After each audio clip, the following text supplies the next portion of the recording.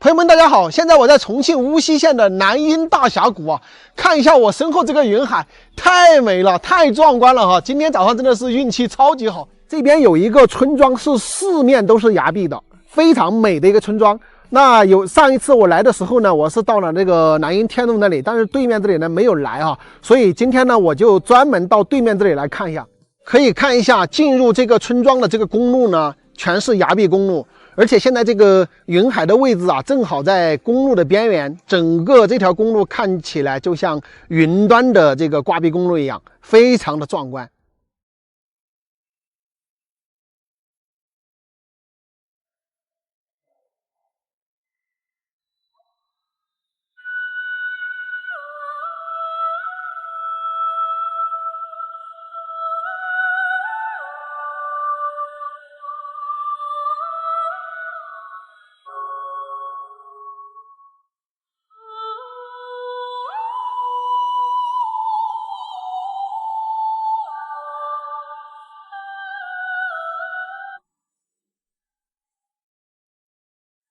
大家好，现在我已经来到了这个悬崖村，正好在这个村庄最前边悬崖上的这个池子这里。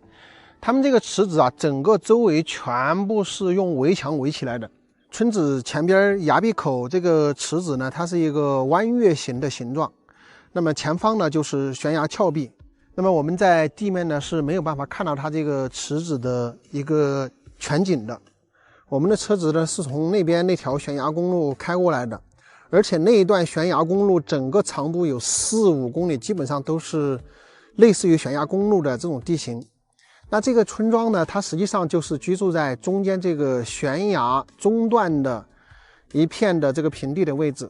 那么往那边去呢，也都是悬崖峭壁，后山呢是高山，也都是崖壁，包括这个村子的前方呢，也是这个悬崖峭壁。所以这个地方呢，在以前呢，基本上可以算是一个与世隔绝的地方嘛，随便走哪个地方呢，它都是要行走在崖壁之上才过得去。现在呢，咱们是有几个疑问的：这个村子的人搬到这里来多久了？他们那个崖壁公路是什么时候修的？这个村口的前方为什么要修一个弯月的这个池子呢？它有什么寓意吗？我们村里面找个人问一下。说在挖啥子哦？挖地哦。不用牛吗？不用牛，都是用手工啊。对，用牛不是轻松点吗？我们没有喂牛嘛。没有喂牛啊。是贵姓的？我姓朱。朱德的那个朱？哎，朱德那个朱。啊，这个村子的地名叫哪啊？叫高洞村。高洞村。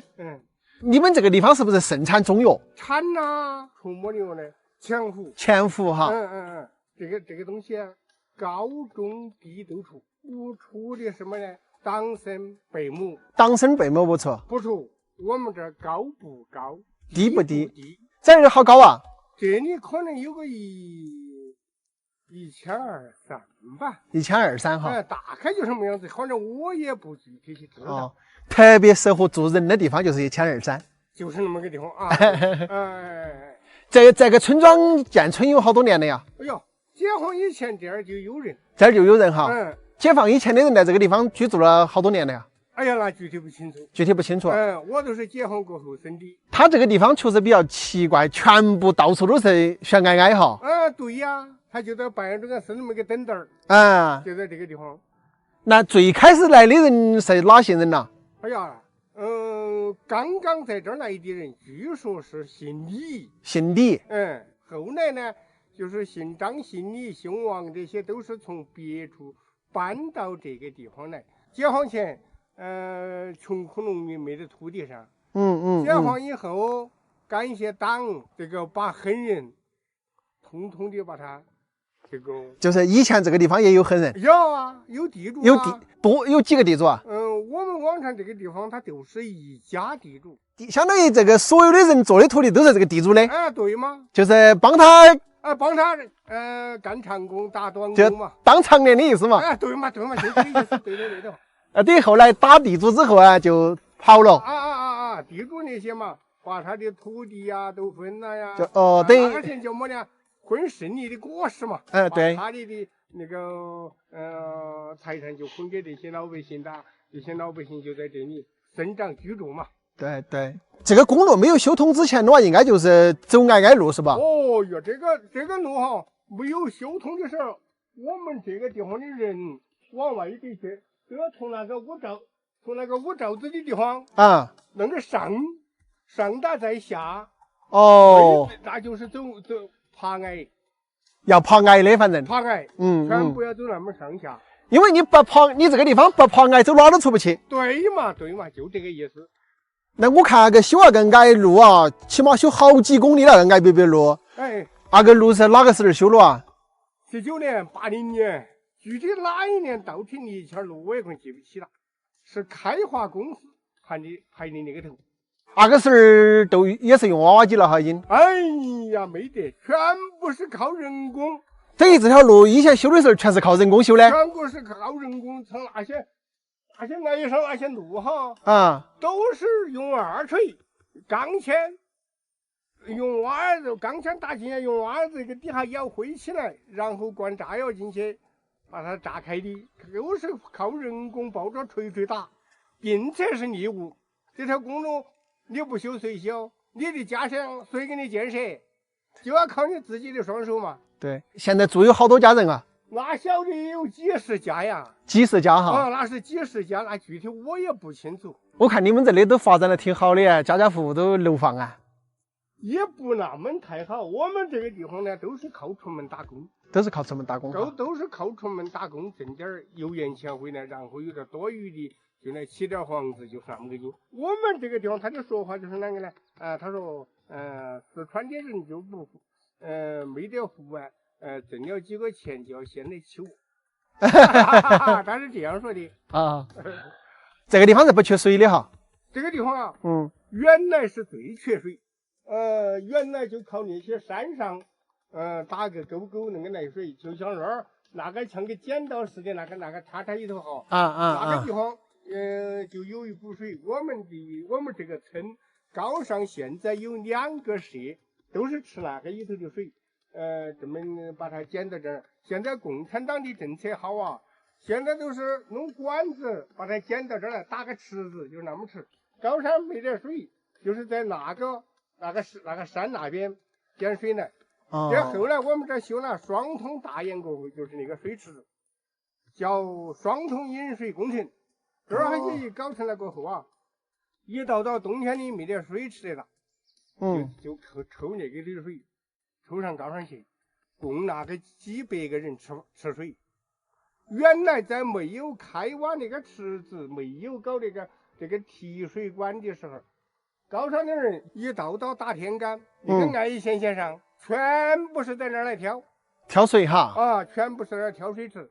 等于这个池子是为了吃水修的。双通引水，不是说光叫吃水。我感觉这个池子修得很好哎。这个池子修得好啊，这个水流到下面去啊。我感觉这个水池修了风水都要好点。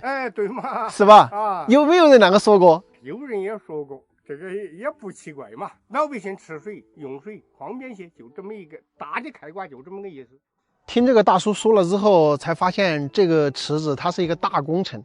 从湖北那边引水过来，放在这个崖壁上了。整个池子的深度有8、9米，怪不得我们从空中看下去，这个水啊都是绿的。从这个地方呢，可以把水放到这个峡谷底去，然后发电。据说这个是一个超级大的工程啊，当时修的时候修了好多年。大家可以看一下这个村庄的后山，还有700、800米的高度，所以你看，基本上大多数时候呢都是云雾缭绕。看不到上边的山间。那么刚才大叔也说了，他们以前要出门的话，还不是走现在的这个公路，而是从这个山顶上翻到另外一边再去，来回都得走几个小时。看到这个地形呢，我的猜测也差不多是对的。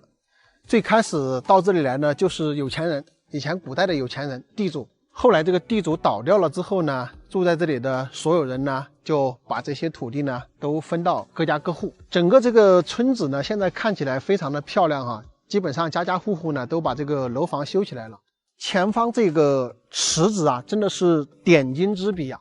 你想一下，整个村子的下边是悬崖峭壁啊，然后正好这个村口的位置呢，修建这么一个水池，就把整个村子呢都盘活了的这种感觉哈。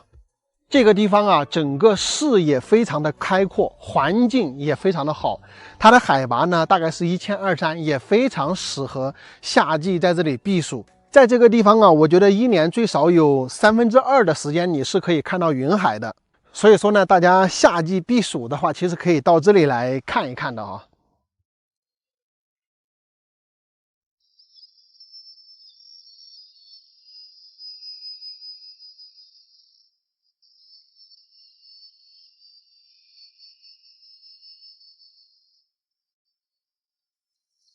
朋友们，大家好！我刚才航拍的时候呢，发现这个大山深处这里有3栋的木房子，非常的漂亮啊，感觉好像有1、2户是没有人居住的。我带大家上去看一下，这里还是有一小节是泥巴路啊，还没有硬化。上去看一下，这个环境非常的不错。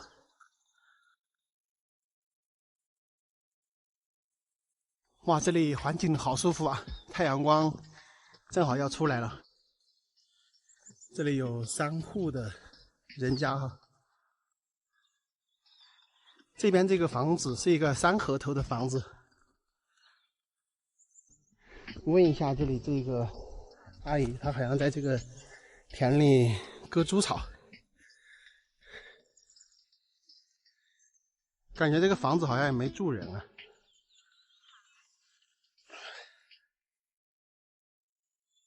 让你割猪草啊？没得说呀，哎，这个猪草好矮哟。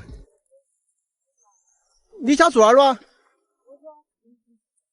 住在底下呀？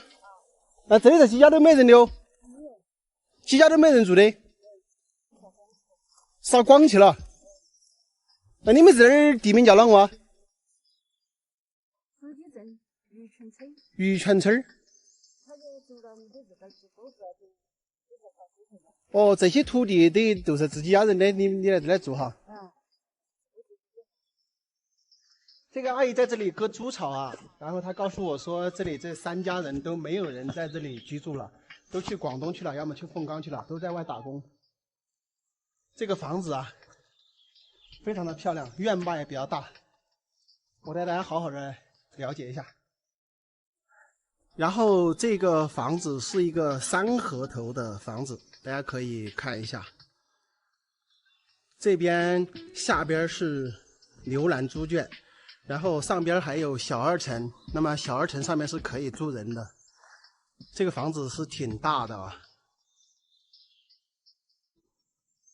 啊。这个上面写有门牌，我们具体看一下这个详细的地址。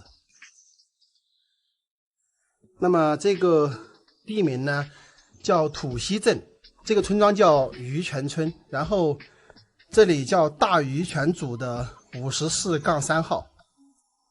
那么如果说朋友们看得上这个房子呢，大家可以跟着这个详细地址自己过来看一下。这一栋房子的位置非常的好，有很大的一个院坝，然后3合头嘛，左边右边都有这个厢房啊，是2层的。大家可以看到上面的门都是锁住的，我们可以走上来看一下。我背后这里是一个正房子，然后这边呢是厢房，下边就是牛栏猪圈。那这个门呢都是锁起来的。这个位置的环境真的非常好，然后公路呢就是通到这个下边，然后这里一条毛公路上来，也可以直接开到这个门口。这个门口有几块大田呢，都是这几家人的。这个阿姨呢，猪草已经割好了，她家住在这边去，可能有几百米的这个距离啊。然后这里有好几块的大田，大家看一下，这里总共呢是有3户的房子啊。这边这一户比较大是一个3合头。两边都是有厢房，而且是有2层楼的。然后那上边还有一栋，那边那里呢还有一户房子啊，那户可能坏的比较厉害了。我现在呢是正站在这个3合头房子的门前，那么这个就是对面的一个环境，非常的漂亮。电呢都是拉到家里面的啊。看一下，特别美的一个地方。太阳呢是从这边出来的，所以它这个房子是坐东向西的一个朝向。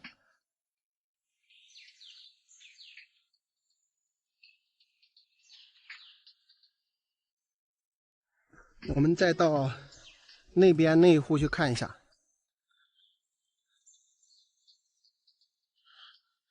这个呢是房子侧边的一个形状，大家看这里有很多的这个石头小山、小石山，也非常的漂亮。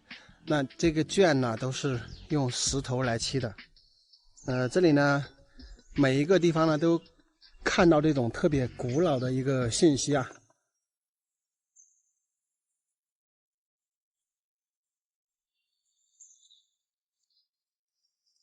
我们去看一下啊，那一户房子是破成啥样啊？哇，大家看看这个田坎上非常多的这个折耳根，看到没有？这个是折耳根啊。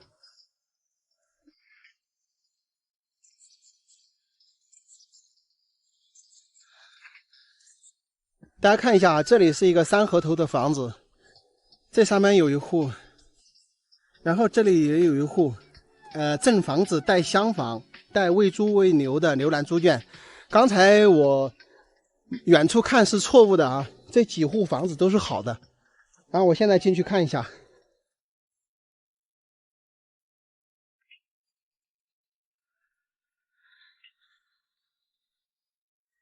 其实他这个房子也是挺好的，看到没有？这个房子也非常好啊，上面的瓦都是盖好的，然后这个外墙呢是刷了这个红漆的，这个呢是应该是这个村里面统一来刷的。看他家这个大门还开着的。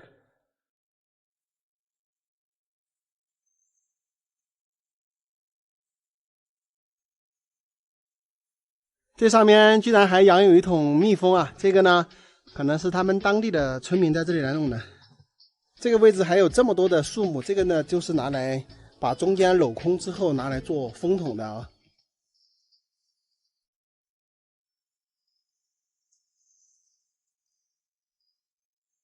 环境非常的不错，大家可以看看。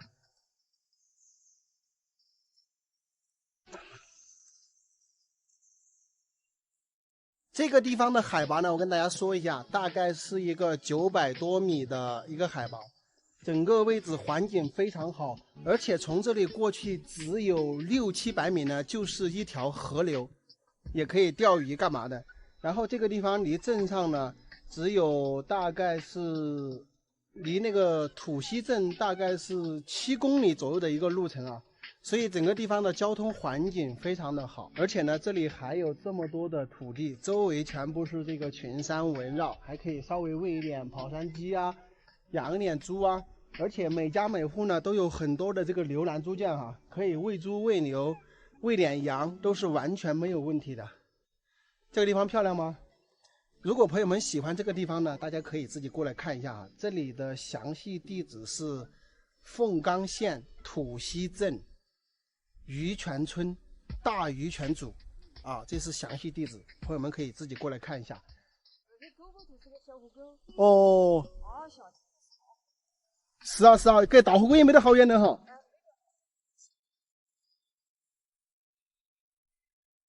篱笆堵那路就到大火锅了哈。哎呀，你们这儿其实安逸。啊，反正山区哦，公路都通的。嗯。哎，到时娃儿读书不太方便，他们可能都得拿送给你们做下土地这一端。哎。哦。就是说，像我们这个的年纪去了，打工就不到了。你年纪也不大了呢。年纪不大。嗯。50多岁了。50多啊，年轻了。现在也50多岁又年轻的。打工人吃的不到啊，就问这屋的，我自己啊，你爸爸不知屋里还要矮一点。矮一点。嗯。我自己不知道我没得茶噻。留在屋里种庄稼还好点哦。你们这种茶没得？种的有了。都种的有哈。这就是茶吧。哦，这就是茶。这差不多你要弄就好。这现在都是年轻人，他自己打工啊，都是老年人对不了，老年人有对不了又治不好啊，就喊你管理就好。是。那你慢点去，我们来这还等会儿。啊，要点，哎，等会儿。好。风水云动偏不动，水推船移岸不移。刀切莲藕丝不断，山高水远心不离。雨绵绵情意，多少故事在心里。五月烟雨蒙蒙上扬州，百年桥荷花锦旗。朋友们早上好啊！现在我在绥阳温泉镇的大山里。没错，昨天晚上我就居住在这个地方哈。一对90后夫妻啊，他们放弃了广东的生意，然后返回家乡呢，准备在这个大山之中搞农创。他们家呢就是居住在这里的。这个整个周围的延绵山峰啊，有大概3000亩的面积都是他的。那待会儿呢，我们去跟他聊一聊，他到底有什么样的想法，准备怎么样去打造这一片世外桃源般的地方啊。整个这一片，我个人来到这里的话，我是非常喜欢的，因为海拔也是比较适中，大概是1200左右的海拔，就是房屋居住的地方，不高不矮啊，特别适合长期居住的一个地形。哎，你起床了呀？起床了，哎，比我早啊。我一般都习惯了大概6点钟起床。今天我今天第一天起。你看草都烧好了，这是金银花草是不？金银花草。这金银花草都自己搞的哈？自己搞的，反正前几天就上这里1分了。因为种完个还没出，种了才2年，到明年才开花。你也种的有几百亩的金银花茶呀？差不多应该有500多亩嘛。你是哪个时候确定了要回来搞农业的哦？4月份吧，正儿八经回来应该是4月份。今年4月份啊，4月中、4月中、4月底回来的。有2个老人家，他们年纪大了，回来顺便陪好他们。他们2个老人家在山里面比较孤独，没得人，比较单纯。等于你现在3000亩的这个面积的话是连起的哈？基本上连接，但是有小部分没连接。你种的这个3000多亩的话，你有好多是买的啊？有1半多都是买的。1半多，自家也有1800亩多哈。自家就是说，我老头他们几兄弟了嘛，他们都搬走了嘛。就是几兄弟留下来的。种的到现在的话，你这一片地方花下去了好多钱了？种的七七八八的这些花了很多冤枉钱，加起来的话有150多。有150万了。150万。买地、买房子、搞路、搞这房子哈。搞房屋、搞这些，主要是运输成本太高了。当时要说既需要砖，就需要那个水泥的时候用马拖过，那个成本太高了，一方沙拖出2万块出来。你现在有啷个想法呀？就是大致要啷个弄？大致就是想把这些这所有的这3000多亩土地全部共享出去，然后共享出来这分几大板块了。我这里有，就像这一片的话，视线比较好，可以他们那些喜欢建小木屋的来避暑的，然后那边的话可以哈，有2个鱼塘，他喜欢养鱼的啊，养这些鸡鸭鹅鱼这些小动物的啊，都把共享给他们就大家共同来打造这个地方。所有的共创，然后把它建设起来。免费拿地方跟别人建小木屋吗？对，免费，终身使用。就是你提供地方，他可以来这个地方随意的建个小木屋。对，跟他只是说我把地方规划好，跟他画个地盘，然后周边画的那些种菜园子全部就是那个小木屋周围都可以画的。画点跟他种菜。种菜啊，有的喜欢种花花草草啊，这都可以。我感觉这个倒有好多人来，关键是你现在的各种手续的话是得行没有？手续都是去办好的，对于之前提前1年多以前、2年前都已经都是基本上完善了。那你这个还可以，应该很多人都特别愿意哈。这个地方凉快了嘛，喜欢避暑的啊，这个地方气温这些海拔高度都差不多，都刚好1200多，比较适合避暑啊。喜欢过那种安静的生活啊，喜欢那种茶空间的啊，来建个小木屋，建个小茶室啊，这种休闲的都可以。水源也多哈，这个地方。水源不缺，基本上不缺水，因为有好几个泉源。这股水源是从这个洞里面出来的，咱们来看一下它这个水有多大。这个水源是真的好，你这个地方像这样的水源是不是有好几处？有5、6处，至少5、6处。也就是每一处水源差不多就是这么大，而且这个水源全部都是在你居住的地方上面，对，上方都是可以直接用得到这个水源的啊。对，最远的6、700米，最近的2、300米。后面山也大，后面山大，那个直着过去都有好几公里，5公里嘛。后面没得人烟的，基本上现在没得任何人烟。所以说就搞个大鱼塘的话，都完全供应得了，完全能供应。对于你现在大致的想法的话，就是可以养鱼，可以稍微搞点小型的养殖，养一养啊些，对对对，然后呢就可以共享做一些小木屋，小木屋，对对对，大概是这个方向。然后，如果大家喜欢种地的话，也可以在这儿种点哈，因为地方也宽了嘛，几千亩。你这儿如果建木屋的话，我觉得比很多地方建的都好诶，因为它这个山凹来凹去的。相对之间有隐秘性，有隐私性。你看，我看有些地方建那种木屋的话，它是一排的，它是全部挤在一堆了嘛。对，那种的话，它没得啷个隐私性的。但是你这里的话，你可以隔个几百米建一个，几百米建一个，那都可以建很多。我觉得你这个想法很好啊。这排的话，随便建个10几20个木屋，基本上防止小木屋与小木屋之间都基本上看不到。就是需要一些共同喜欢这个地方、共同爱好的来一起打造。远离城市的这种喧哗，你共创也可以共创一些，然后自己也可以建一些。就比如说有些城市里面的年轻人，他就星期六、星期天他愿意来山里面来好好的休闲一下，是吧？他也可以来这住2天清静。你这个地方的话也还不是很远嘛，就是从许阳来的话，许阳下来哈，我们这下山是差不多7公里。然后下山村头出去到镇上高速公路是12公里、19公里，19公里的20多公里，就是40多公里。许阳来40多公里哈。不到1个钟就可以到了。要干的事情还多得很。还没有。都是慢慢的来。现在只是这脚踏进来了。还没有起步，还没开始。慢慢的来呀，回来了之后就是回来都静下心，慢慢的，因为那边些我全部都放弃了，不做了，就是安安心心的回来。把这件事情做好。对。再一个就是老人家年纪大了，因为之前在外面的话，经常打电话联系，因为10天半个月都没人来这个地方，就连个70多岁有点不放心。是。在家里面陪着他，因为我在他们家长大的，因为他们不能养大，也不容易。在他晚年了，能多陪他几天。对于你说这个意思的话，是现在的这2个老人家不是你亲生父母？他让我养父养母。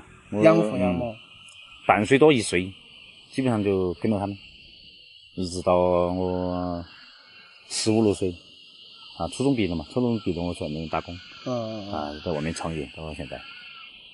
那你出去也是拼搏了好多年了哈。出去了我看差不多15年。但我觉得你回来发展的话是一个好的机会，因为现在的话确实在农村发展比较好，但是也是最难的。整个想法的话，我觉得是非常好，然后再结合互联网，就是现在你必须要结合互联网噻。你结合互联网的话，它就有一定的传播作用，然后再加上共创是吧？有一群志同道合的人，这样子的话，后期要做那个东西也比较容易。我觉得能够去盈利的点还是多，只要好好的去想一下、研究一下，我觉得是行的。有很多东西不懂啊，很多东西要去学习啊，一起走访啊，因为这一行业。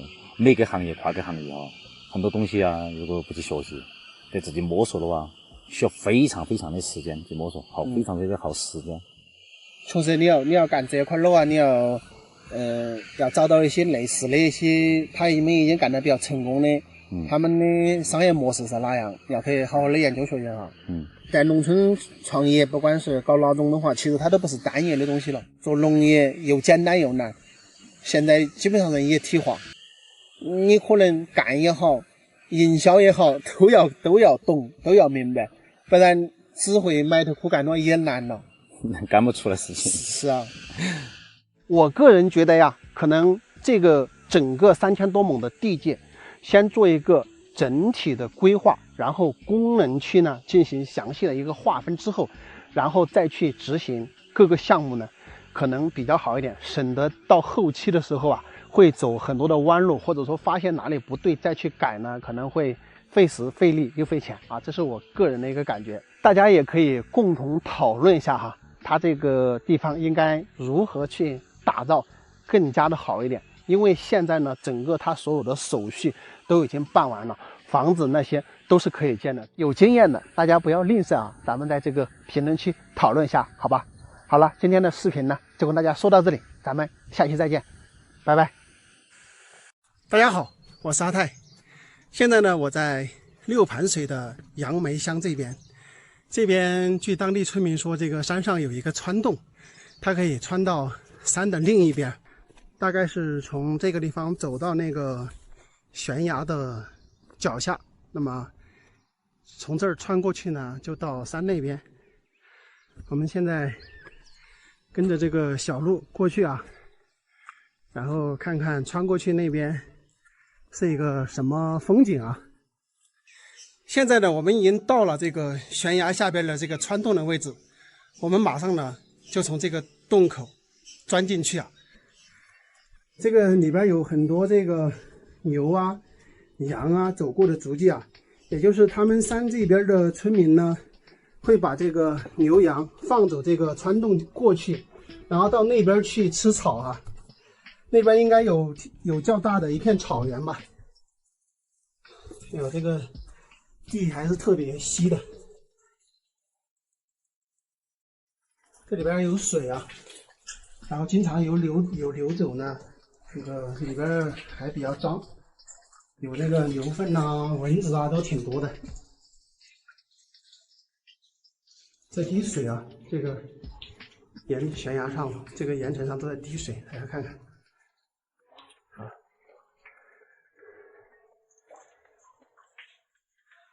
继续往前走啊。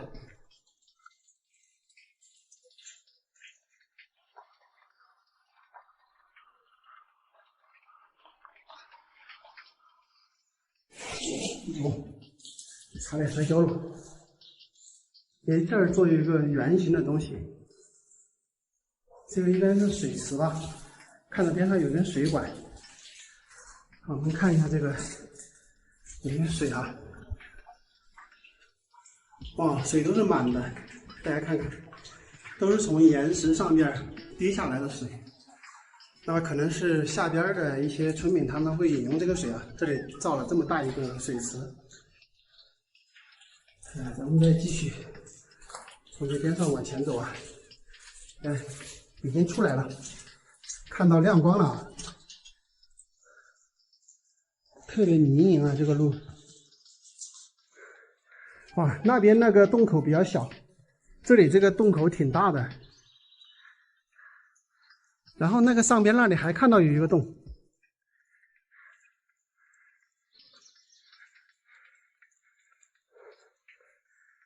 整个这个地方就像一个世外桃源，是吧？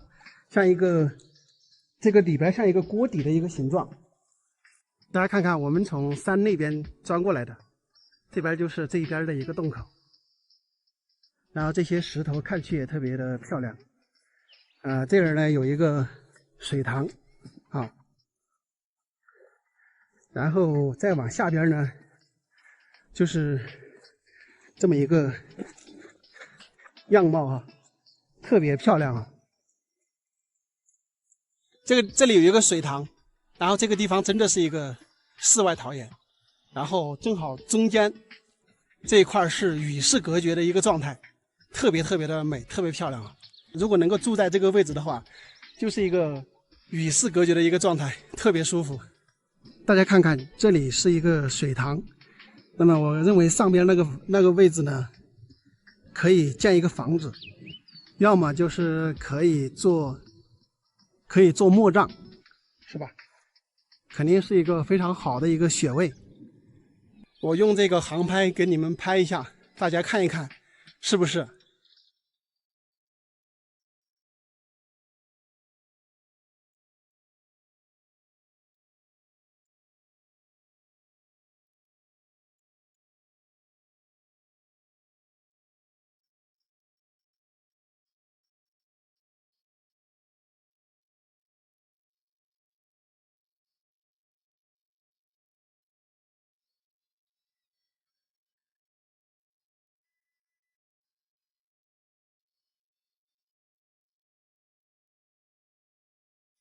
？Hello， 大家好，我是阿泰。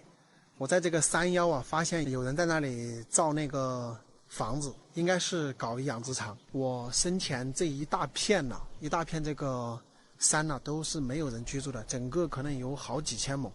我们下去看一下他是造什么，应该是造养殖场哈。如果说真的是造养殖场的话，这个人就非常有眼光等一下上面这个山我拍给你们看一下，非常大哈，就是它大部分是村集体的这个山林。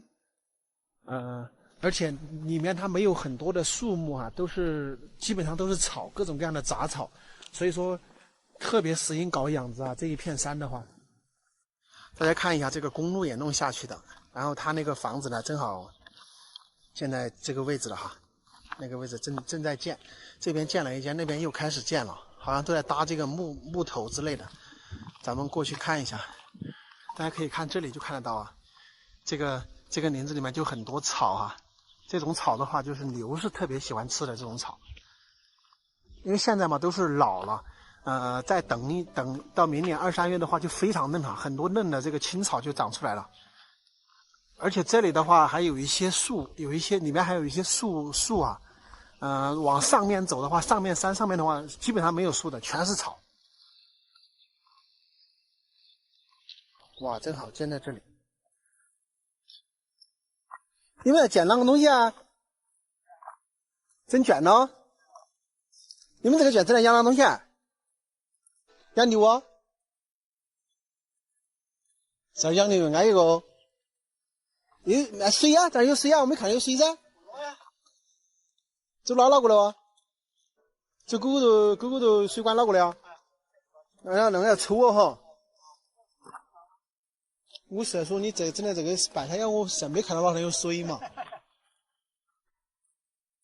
就那个打简易的，然后就下边那个边是啷个啊？哦，边搞的羊圈，也是牛羊都要养。你这个养不到好多牛噻，这个圈儿都要吧？养到100个吧，养不到噻，几十个头人。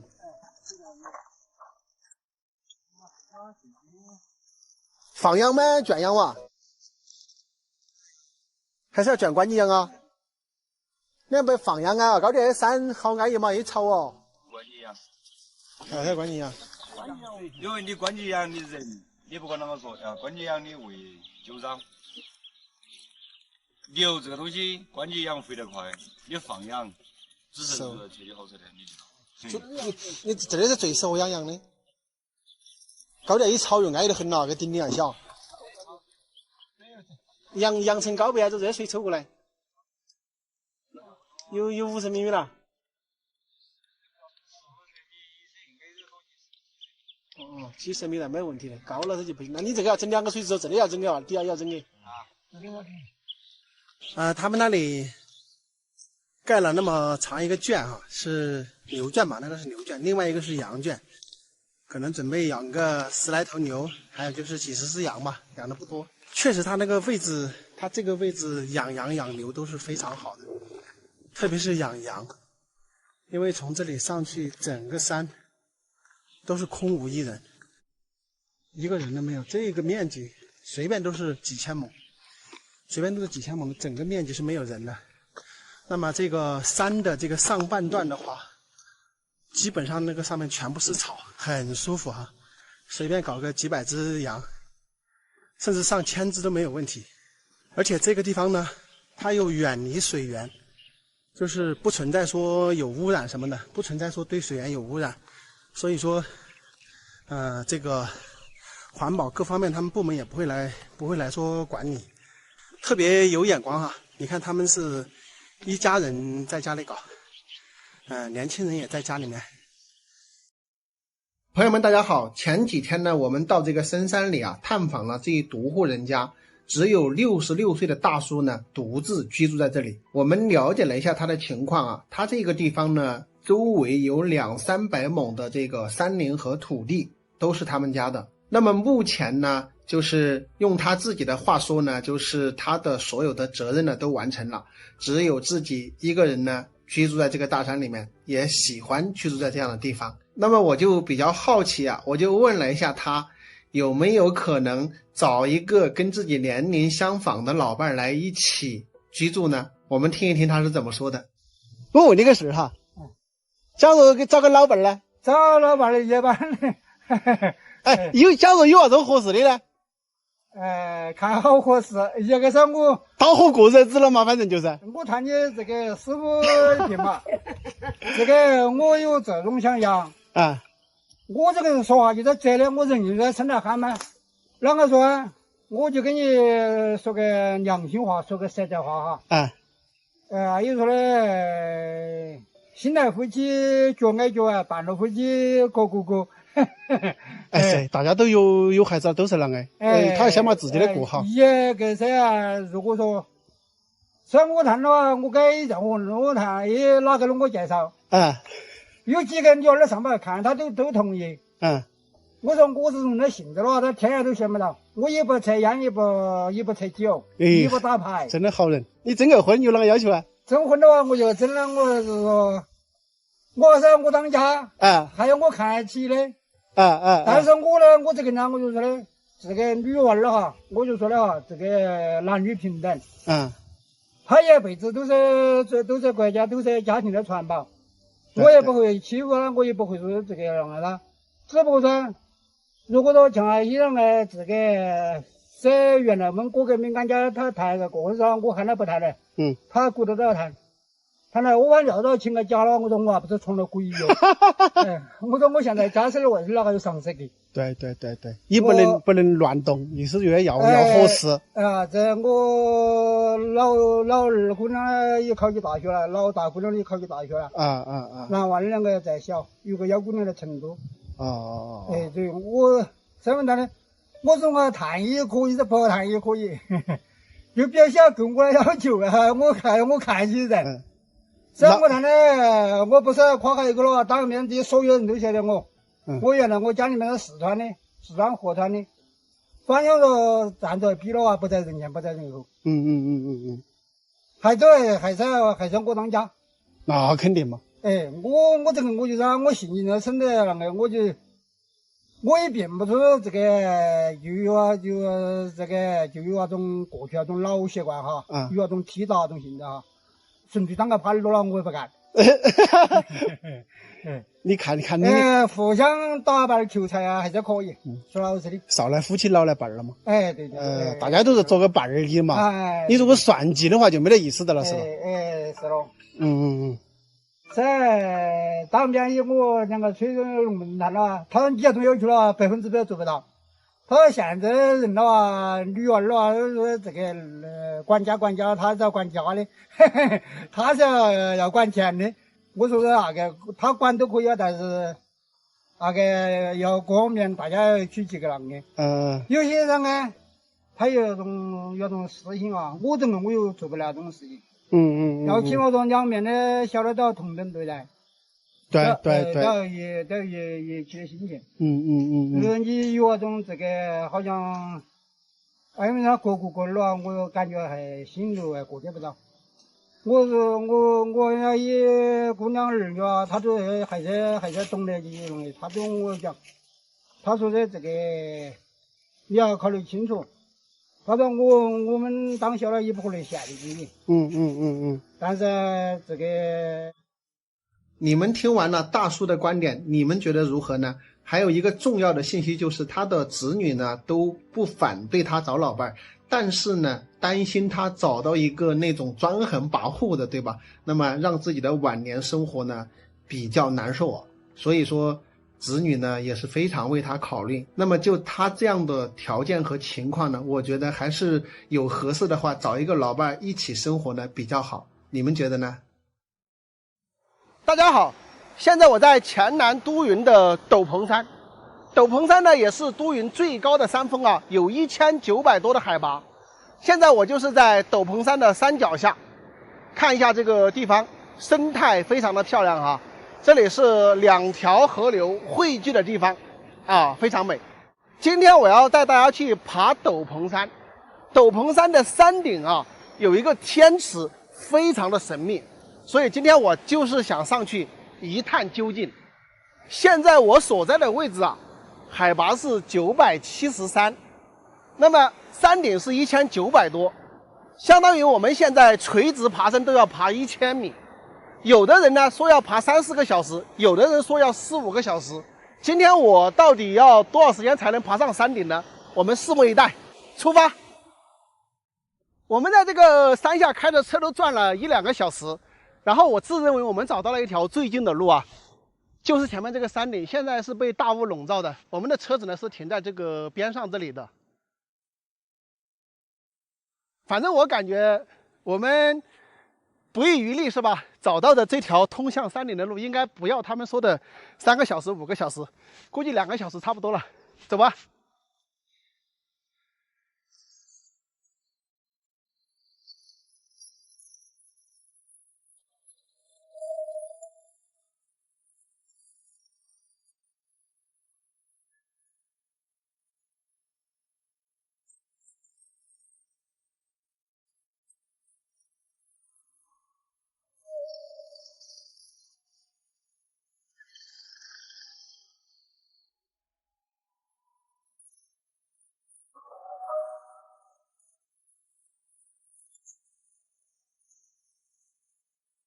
看，这里有一棵野桃树。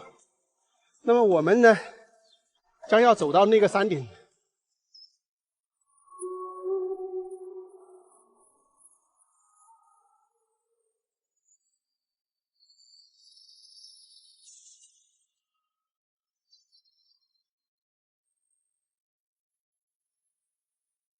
走到这里太渴了，喝点这个山泉水。看一下这个水，都是从这里面出来的。这个地方呢就可以喝了。哇，透凉。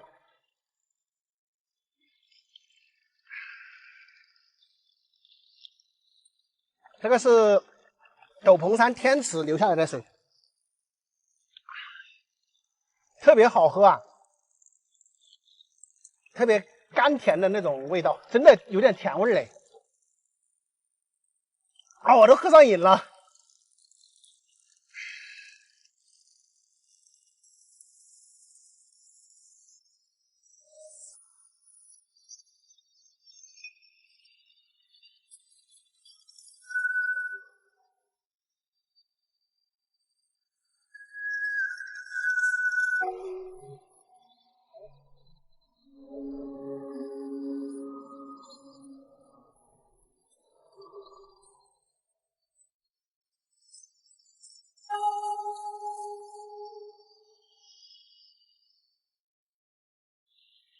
大家看这个竹子上面都全部是青苔，你说我们犯得着吗？走这里面来干嘛？真的是，哎呦，全身都搞得脏死了。你们看我们这样子，是不是挺爽？哇，太难找了。在这个山顶呢，都绕了好几个大圈，这不马上就到天池，这么神秘。到了！啊！说的就是这里，我勒个天哪！我们今天呀，真的是费了9牛2虎之力，才来到了这个天池。在路上有2/3的路程腰都直不起来，要走这样的山路，而且我们走的还比较快，走了2个小时，就是比以往所有人走的这个时间都要短。我们应该是找到了一条最近的路，哇，太不容易了！而且走到这个山顶来的时候，都绕了好几个圈才绕到这个天池。果然，这种山顶的天池就是比较神秘的啊。如果说有朋友想来斗篷山看天池，一个人是肯定不行的，明确的告诉大家，最少要2到3个人结伴，因为在路上有很多的岔道，你没有一个人商量的话，你一迷路了，你走都走不出去啊！进入这种大山里面来徒步，一定要注意安全。据他们讲啊，这个天池是深不见底的，这个天池的上方有一层浮草。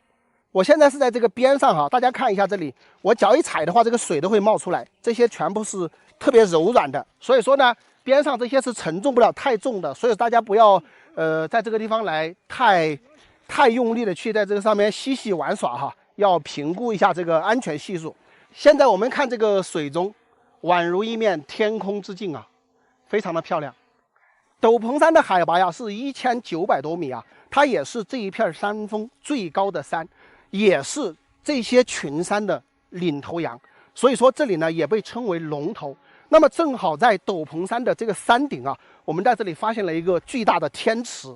这个天池非常的神奇，它就在山顶。这个水是怎么上来的呢？这个真的是一个谜团，没有谁能解释得清楚。那么这里呢又有9龙分水的一个说法，什么意思呢？就是以斗篷山的天池为中心啊，斗篷山下面呢有9股水分别往山下流，那么在山下呢汇入建江河。这9股水呢，实际上也跟这个天池是相通相连的，因此呢也被称为9龙分水，所以是一个非常牛叉的地形。整个这个斗篷山脉啊，都是以这个斗篷山的山顶为主，它就是一个龙头。那么龙头的这个前方呢，是有非常多的一些村庄。整个斗篷山的来龙非常的长，而且这个山体非常的巨大。哇，这个地方真的是不得了。特别是这个天池的水呀，让人无限的遐想啊！你想一下，在这个山顶之上，它怎么会有水冒出来呢？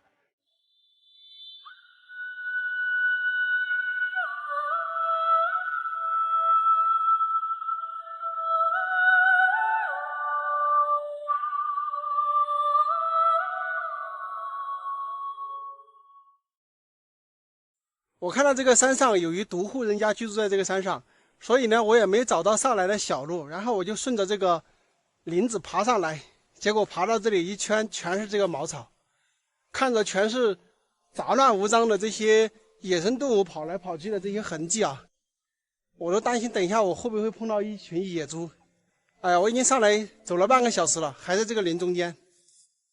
我给你们看看吧，这种各种各样的路径。看这些都是整得乱七八糟的这种路道，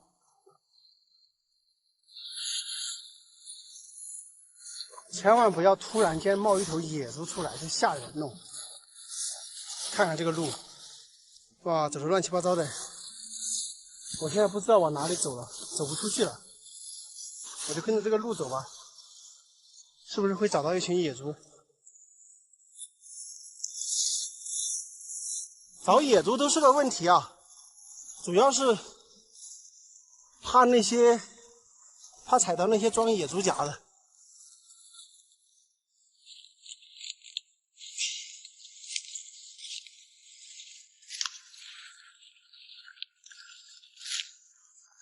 这下真的麻烦了嘞，走到这个大林子里面来，没有路，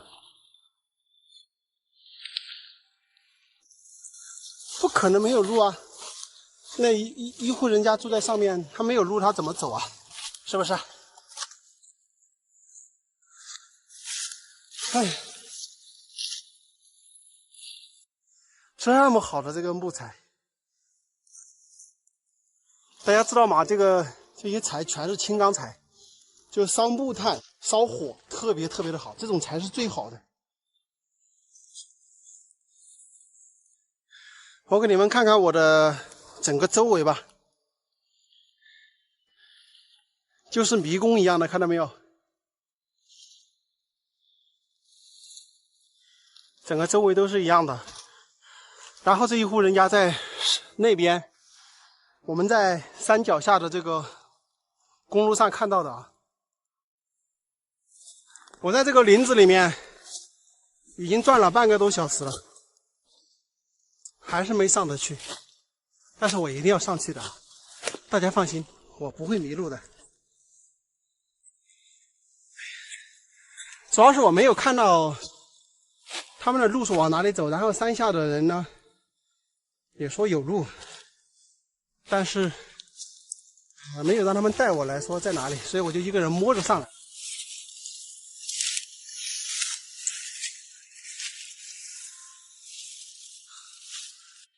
你们看看这个怎么走吗？这个，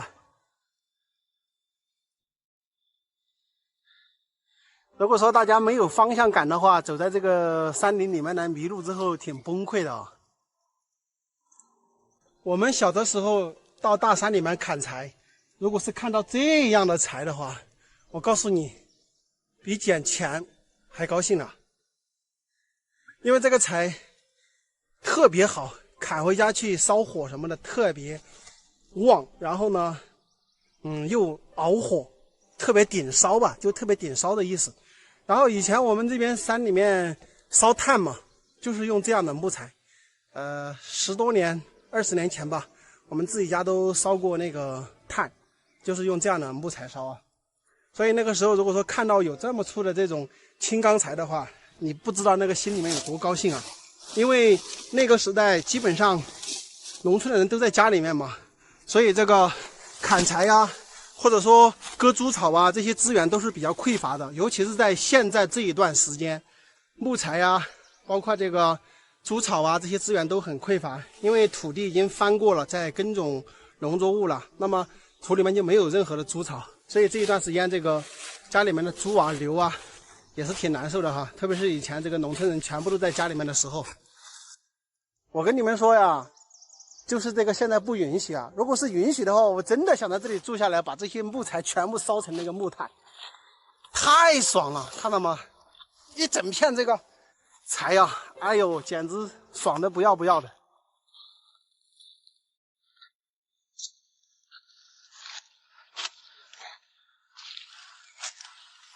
哎呀妈呀，走在这里看到一座坟了，2座坟，看到没有？这里一座坟，这里一座坟。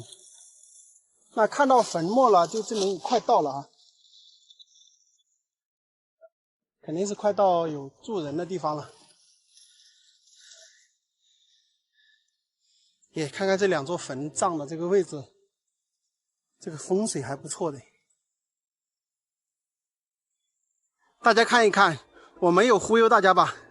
我确实是到这个大山上来探访了上面那一户人家，看到吗？是有人居住的哈。终于看到了哈，差点迷路了，在里面折腾了1个多小时，在这个林子里面，然后房子就在对面，找到了。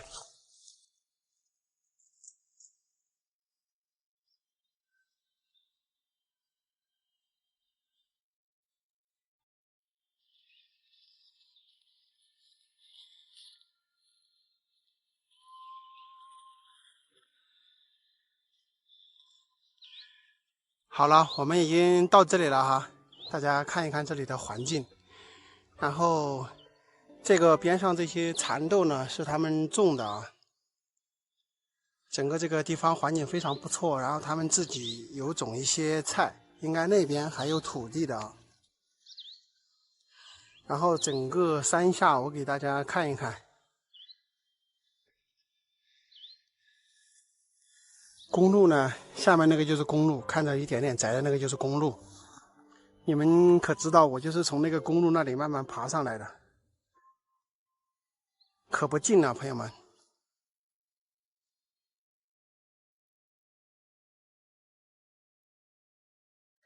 朋友们，大家好，现在我在重庆的巫溪县，今天要带你们去看一个2000多年的悬棺群。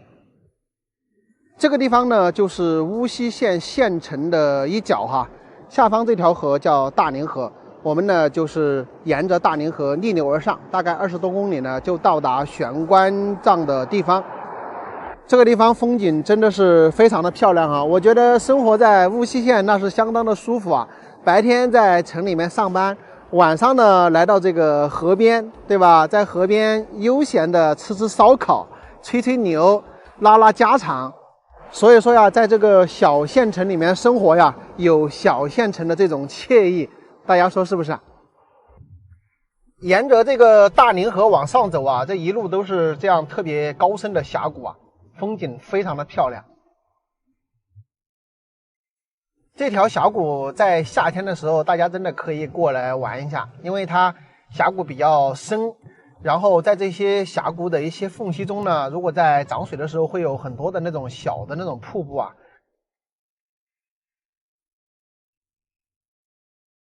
边上那个地方还有一个山洞，看一下上方的崖壁都是非常非常高的，这个跟我们现在这个公路的落差应该是在200米左右。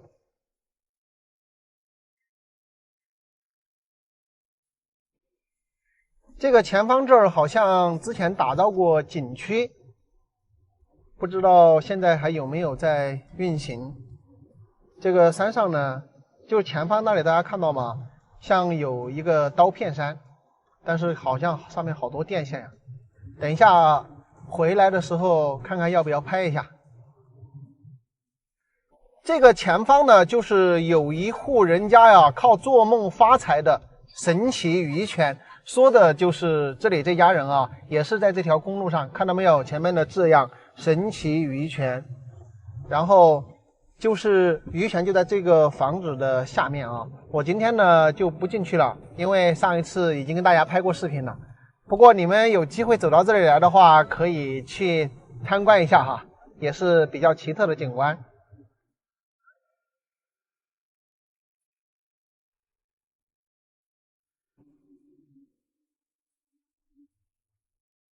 朋友们，现在已经到达了这个玄关所在地啊，这个地方叫做金竹坝。那么这里有一块文物保护牌匾啊，金竹坝盐官群。我们从空中看呢，这个地形也比较特别，下方呢是大宁河的支流，然后两边呢都有很高的崖壁，盐官呢就在左侧这个崖壁上。现在我来到了河边哦，大家先看一下这里的风景，真的是非常漂亮啊。我们就在这一片崖壁上来寻找，应该是在这个位置。我看一下，这个地方看到没有？中间有一条岩缝，那么那里看到有一些黑色的盒子，估计那个呢就是玄关了。我们先把无人机飞上去看一下吧。据他们当地的专家考证啊，此处盐官距今已经有2000多年的历史了。哇，2000多年啊，朋友们，那个时候我都还没有出生，这些盐官就已经存在了。而且这些盐官都是千年不朽木啊，据说是整根的金丝楠木。我们把镜头抵近来看一下哈，发现这里是一整排的盐官，而且摆放的非常好。虽然说经过了2000多年的风化哈，但依然能够看到盐官的一个完整程度。大家可以看一下这个盐官呢，它就是一整棵金丝楠木，然后抠出一个可以躺人的这么一个位置，然后把这个盐官合起来的啊，大概是这么一个情况。用到这种棺材呢，不知道大家能追溯到什么年代。这一排排的盐官全部是金丝楠木啊，如果说放在现在的话，真的是价值连城，是不是啊？盐官呢也是有多种多样的放法，有的地方呢它是打那个木支架，然后把这个棺材放在木支架上，有的呢是放在洞穴之中，有的呢是放在岩层的一些夹缝里啊。比如说这个地方呢就是放在夹缝之中的。我们注意看啊，这个棺材的盖子和底座，它的两头都有很粗的这种毛孔，这个呢应该是穿绳索用的哈。我们看到这个崖壁呢，估计是从上方吊绳索下来，把这个玄关呢放在这个位置的。这个边上这一栋玄关的盖子已经是被打开了，或许是风大吹刮下来，还是什么原因，咱也不清楚。我们看一下这个里面呢，并没有看到有任何的东西啊。即使是有呢，也早就风化掉了吧。感觉远古时代的人还真的挺厉害的，能够在这样的地方把这个玄关放进去啊，那都是一个超级大工程。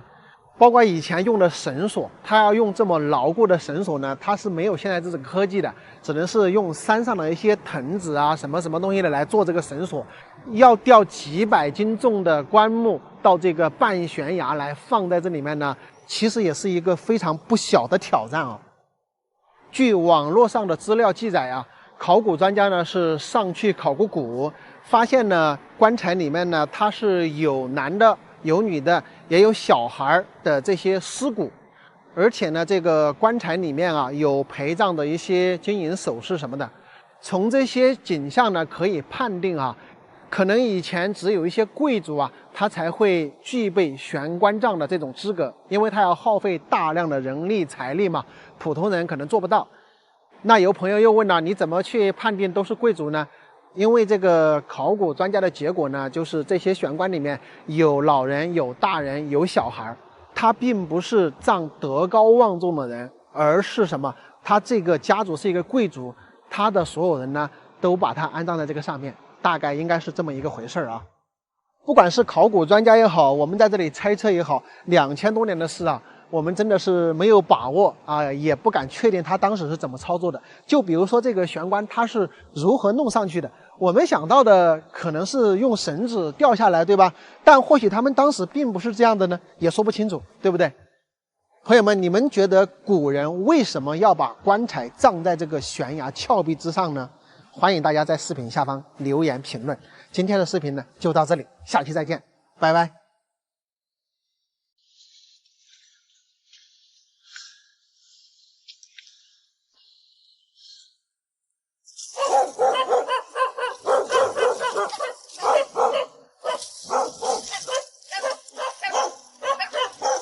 你们吃饭没有？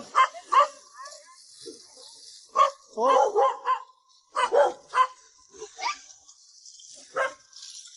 哎，好热哟，周远，你们人来。吃了，一卷肚子了。你们这还有几家人哇？就在你们那里。你看，包裹都搞在这上面的。你喂的，你搞的养子哟？喂的几个牛儿啊。坐。吃了的饭呢？吃了的。我搞的，我都吃了来的。不吃了，不管，不客气，真的吃了，吃了的，不客气。一般钱你几个人口啊？现在噻？我才4个啊。4个人口啊也不划算。这不划算了，我按下去。你这个房子弄起大呀，板高这个达80个平方。你这个房子100多个平方的。这100家。那切住的嘛，9住啊？8住的哈。你这个房子吧，都是以好嘛料，我看弄出同家。现在少的半箱。现在少我半箱。我有6房厂的，几百年了。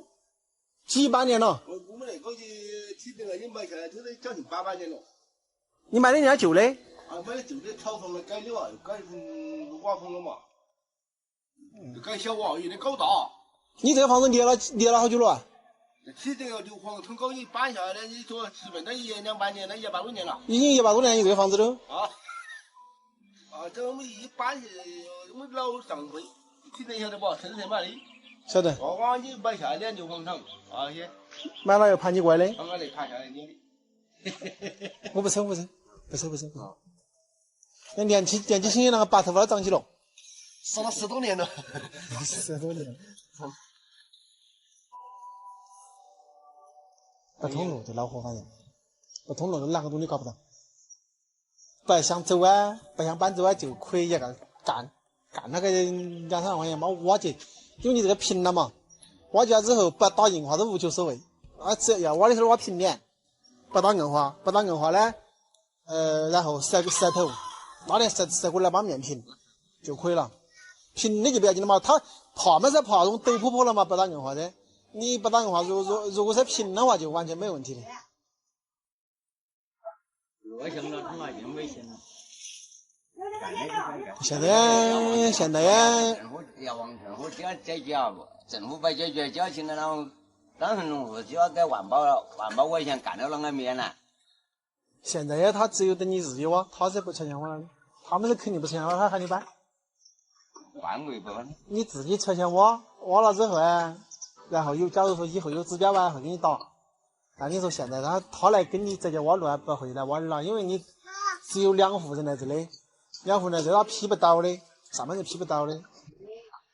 他批不到不嘛的，反正现在呢，你就顺从你来走我这里，你就行了，下回你去走份。你政府有2款拨起来，你车子就开到我门口了，那你少走，是不是这样？是。你走到我这里的分年，你就晓得的这条路子就过来，也上也下。现在的实地的路又不好走，你这个有我了解了。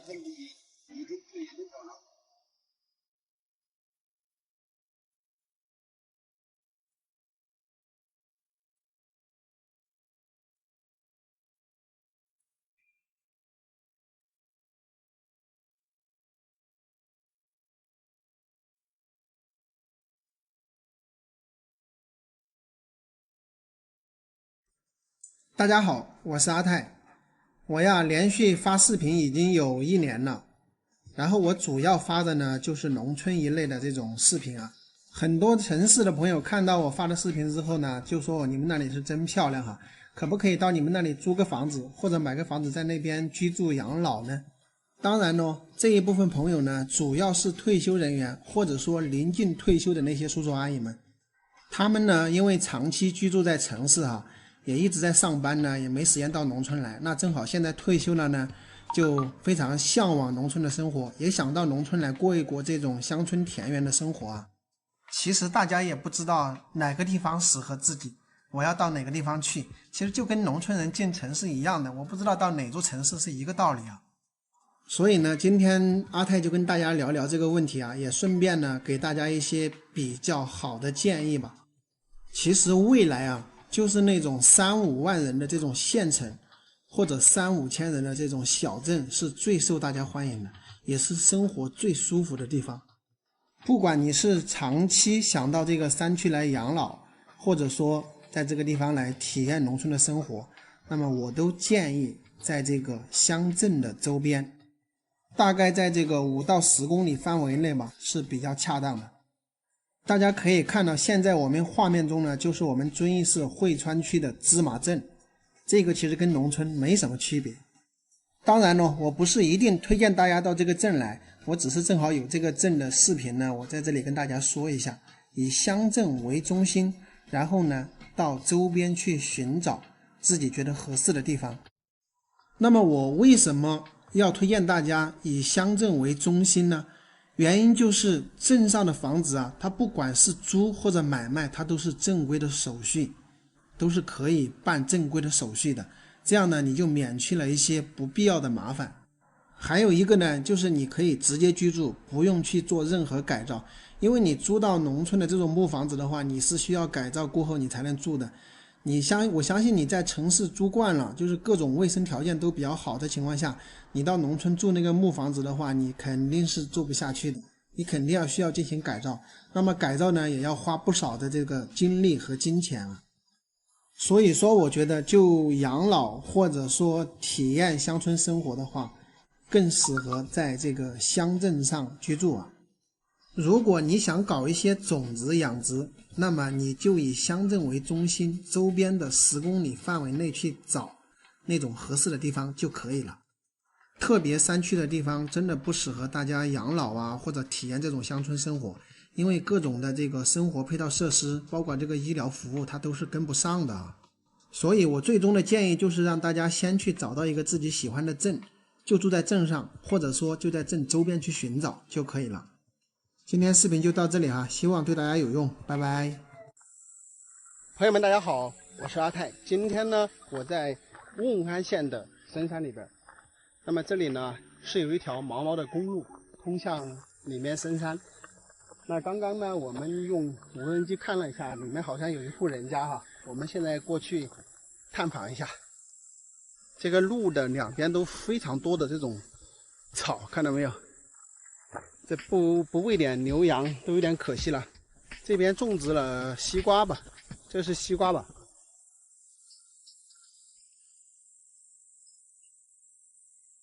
看看我们这边大部分种的都是玉米，它这里还不错啊，种了有西瓜，有玉米。然后这边的海拔大概是700多，但是它这个玉米好像，我的天哪，又听到狗的叫声了，这都让我有点恐惧了。天，大老远就有2个狗过来，哇，吓死人不？吓死人不？这么多狗！哇，4、5、6个狗！我本来想过去一下，这都不敢了。天！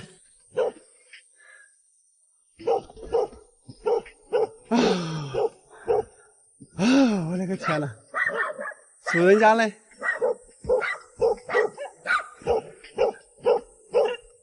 你们自己看看吓人不？3个、6个、8个。主人家呢？我就想问。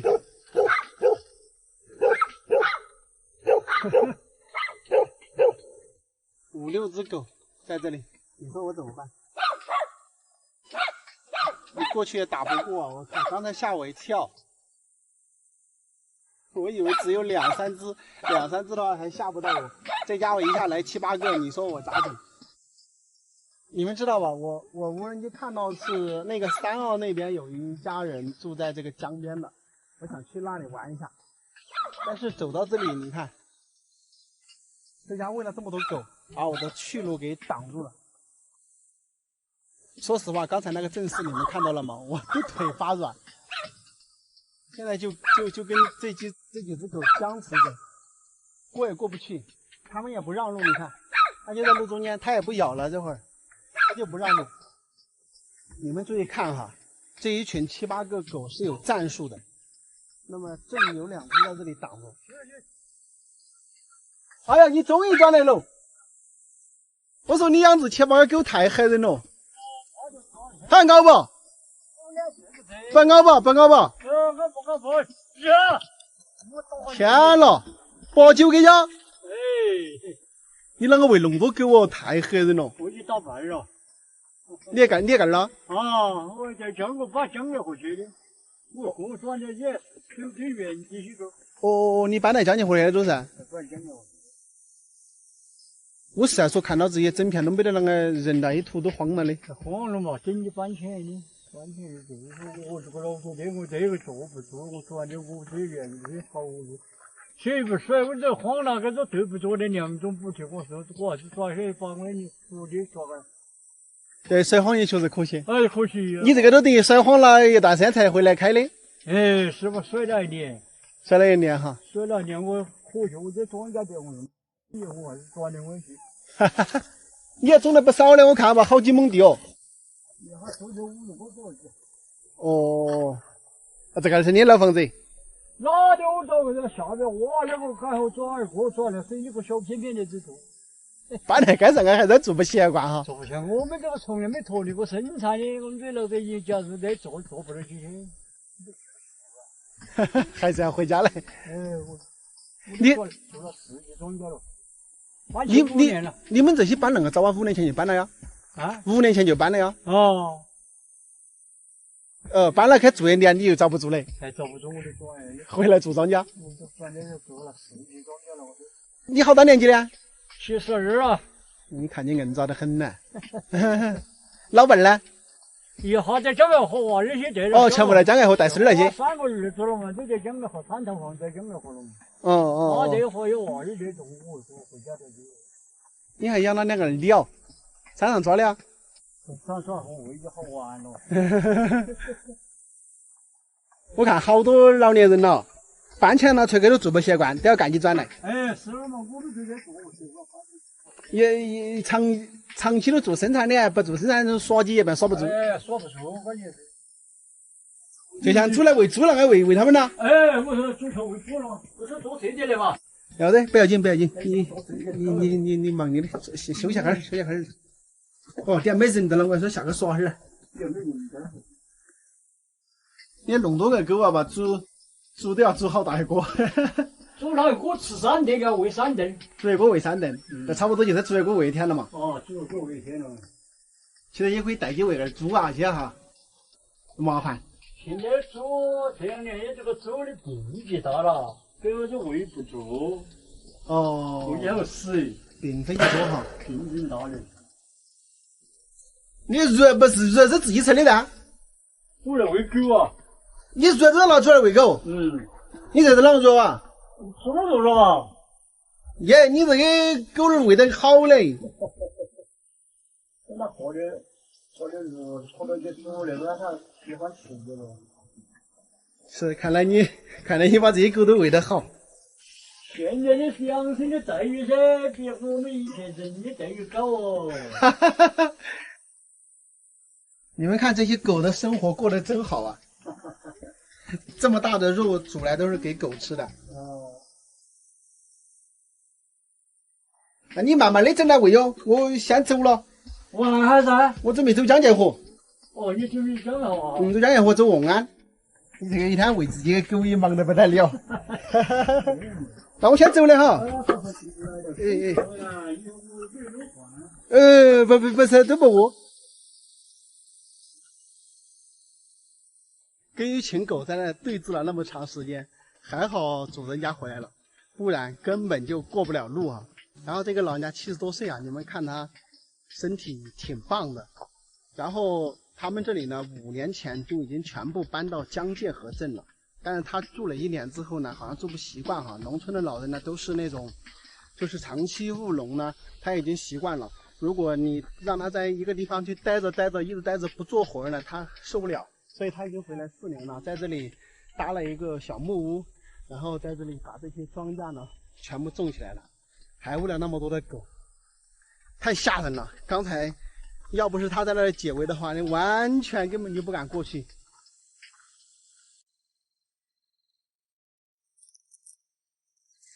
这里有个老人家在这里薅包谷，我去问一下他这里是哪里。这个玉米可好了。薅包谷啊，大娘。哦，我到这儿来耍。耶，这头草好深哦。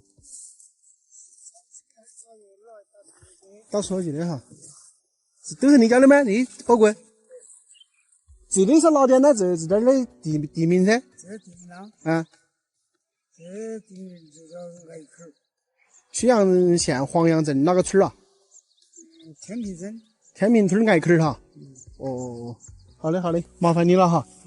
底下的叫哪个啊？那个叫通隘溪。通隘溪哈。下面没人的了哈。下面的人走是走光的，但是不晓得还要回转，坐不住家不严。走光了的现在噻。现在是走光了的。哦。朋友们，大家好，我是阿泰。现在呢，我在绥阳县的深山里边，在我前方这个崖壁下边呢，有一个无人村庄。所有人都搬走了，我下去给大家看一下，还有没有比较好一点的房子啊？大家可以看一下这个村庄的环境是非常非常的漂亮。他们上边的人把羊放到这儿来了，这里就是一个悬崖峭壁，看到没有？然后这一个村庄呢，就在这下边这一片，那么底下呢是一条河流，那对面的风景呢是这么漂亮的原始森林。这个是毛的一个公路啊，可能之前也挖过，但是呢后来都全部搬出来，就没有硬化，然后呢就荒废掉了哈。那么大家可以看到上面这些呢都是荒废的土地啊，这边整个环境是非常漂亮。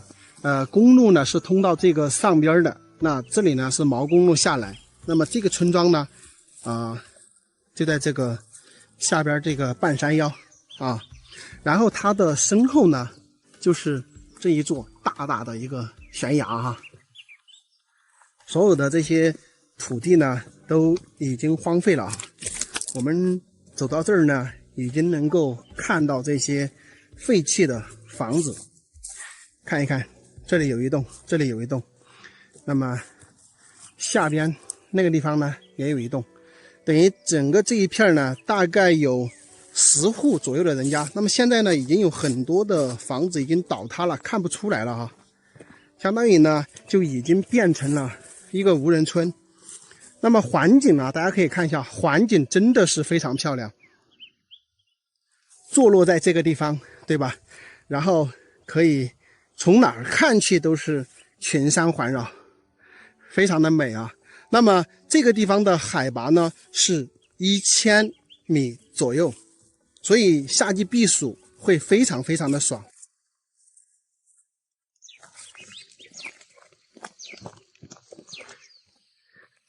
看看这个地方，环境真的像世外桃源一般，特别美，特别美。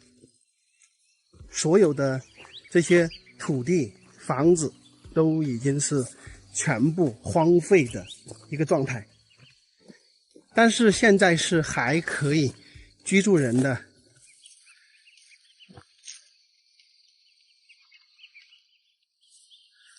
我们可以看到这边是牛圈啊，猪圈，这里呢是以前的灶屋。那这个房子呢是比较破旧了，那么只有这里中间突出这个位置，这个房子呢看起来还比较好。我过去给大家看一下，那么下边也有房子，我们呢就不用走过去了，因为太远。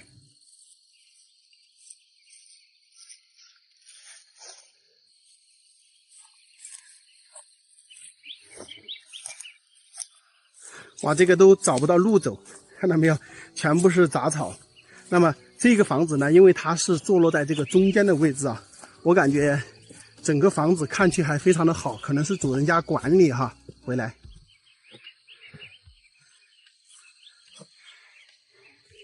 看一下这个房子，1、2、3、4、5住，但是呢它是加刮的那种，这房子相对来说比较宽，看去还比较板正啊这个房子。那么它这里呢写有这个字样，此户长期外出，此户另有安全住房，也就是他外面买房子了哈。这一户的环境真的非常非常漂亮，门前呢有这么一大块的平地，它正好呢坐在这个中间凸起的一个小板上啊。我们可以看到后面呢就是很高的崖壁，看到没有？那么这一户人家住在这个位置，这一户子呢就不太适合人居住啊，因为难免呢可能这个悬崖上呢会掉一些石头下来，对吧？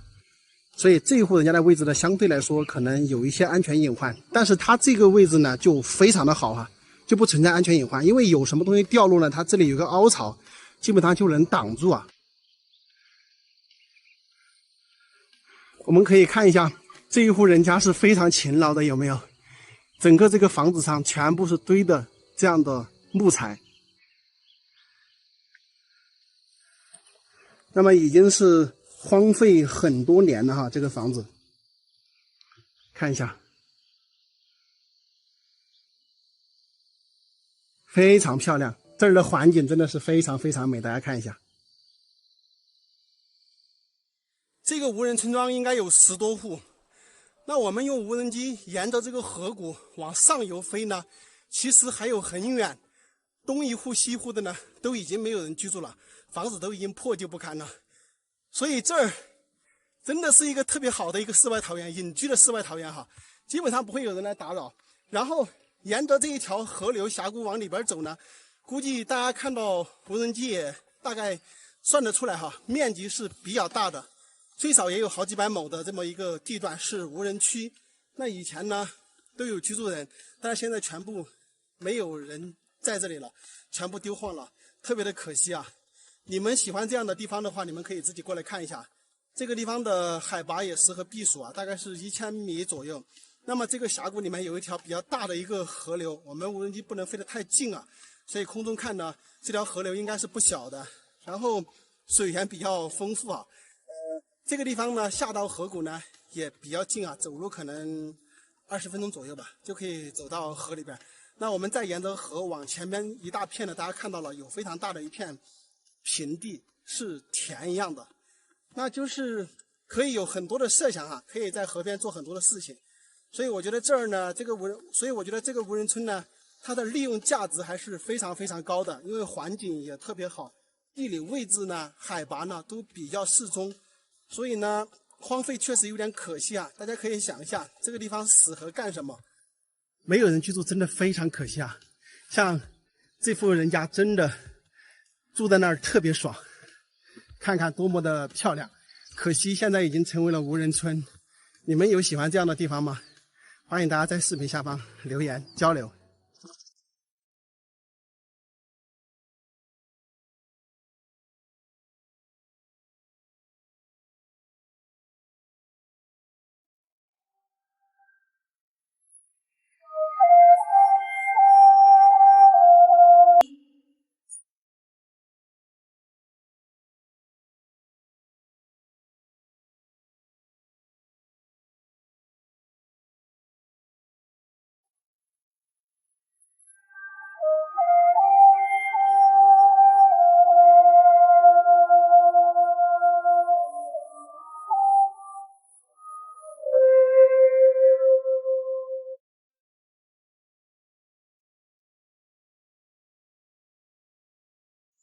大家好，我是阿泰啊。现在呢，我在贵州深山的一座悬崖上边，这个悬崖上面呢建有一条小道啊。那么没错，这里呢就是播州区的大发天曲。大家可以看到，这个悬崖边上是没有任何的防护措施的。当地的老百姓呢，已经在这个上面来回走了几十年。我敢说，很多人呢看到这个模样呢，都吓得两腿发软啊，更不要说在这个小道上行走了，真的是特别的震撼啊！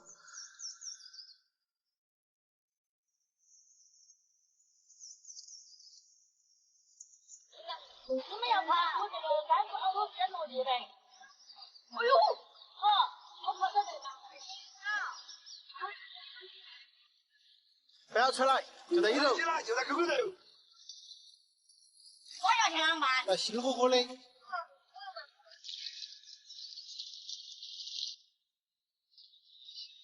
哎，就在这家看你走的。